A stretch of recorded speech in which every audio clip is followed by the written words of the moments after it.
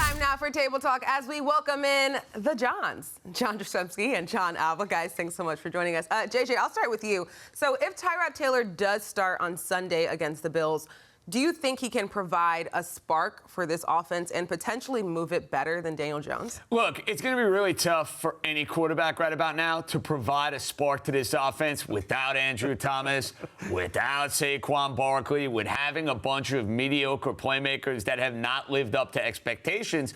But I also think, John, there's an element in play here where Daniel Jones, the last few weeks, has just been so bruised, battered, and beaten that, look, he's not playing this Sunday against the Buffalo Bills. I think we all know that. I think we all understand that, and that's fine. But Tyrod Taylor did come in garbage time against the Miami Dolphins and move the football. This is one of the better backup quarterbacks in the league. This is a guy who's taken a team to the postseason, a team, by the way, that plays in Orchard Park, New York, where, of course, the New York Giants are going to be playing. So, I think you'll get Tyrod Taylor's best. I just think it's an uphill climb against that pass rush. It's funny you mention him being one of the NFL's best backups because I think there are several teams in the NFL where he could potentially even be your starting quarterback. And that's why if you're in a situation like this with Tyrod Taylor under center, I think you have to be looking on the optimistic side if you're a Giants fan. What I love about Taylor is that this guy is efficient. He's a game manager. He moves the ball well. And in fact, you talk about Buffalo, JJ. This is a guy who holds the franchise record for most consecutive passes attempts without an interception, 222 to his name. And this guy was a borderline Pro Bowl caliber quarterback with that team.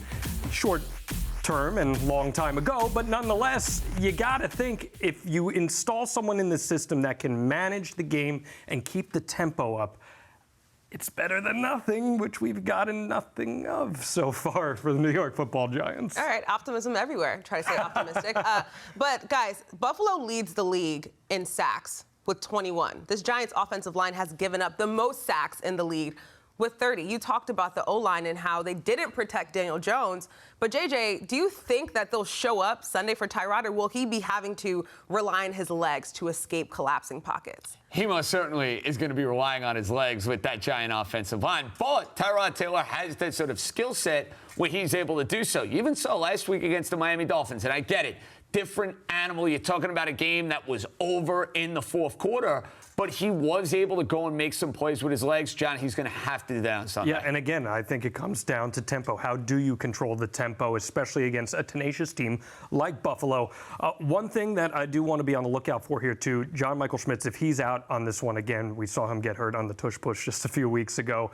That's just another killer for a team that so badly needs reinforcement. It doesn't look like Andrew Thomas is going to be back anytime soon, or at least not this week. I am concerned, Chelsea, that he is going to have to rely on his legs very much like how Daniel Jones has had to. And as long as the instinct is there, there's a chance that there could be some sort of a spark for this Giants offense, but it's a minimal chance.